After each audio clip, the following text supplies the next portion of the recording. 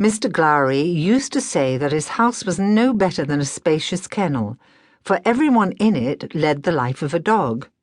Thomas Love Peacock, Nightmare Abbey.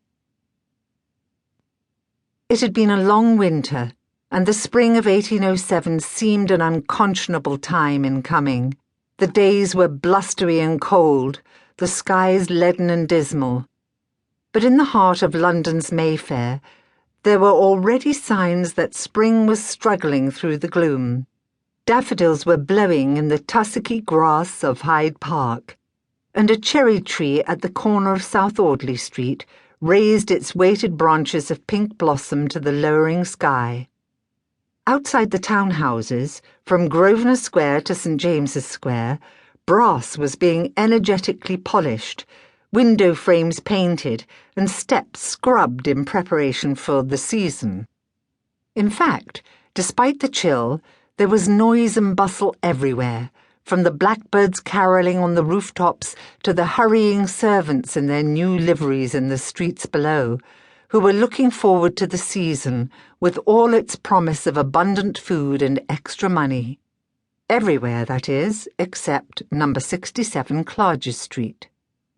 The house at number 67 seemed at first glance to be in mourning.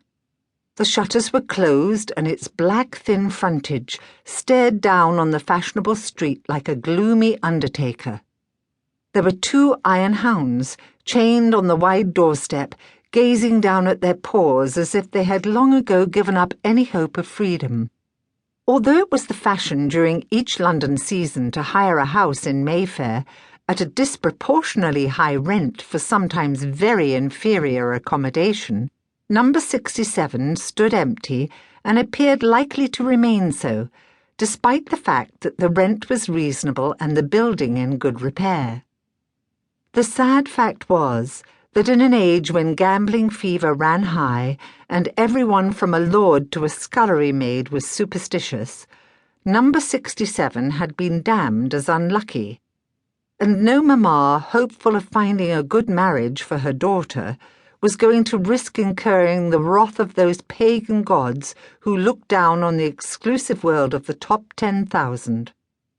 The house was owned by the 10th Duke of Pelham, a young man, the 9th Duke having hanged himself in the house at Clarges Street. The suicide of the 9th Duke was not the only reason why the house had remained vacant for 2 seasons, and seemed likely to remain so for a third. One family, who had taken the house the season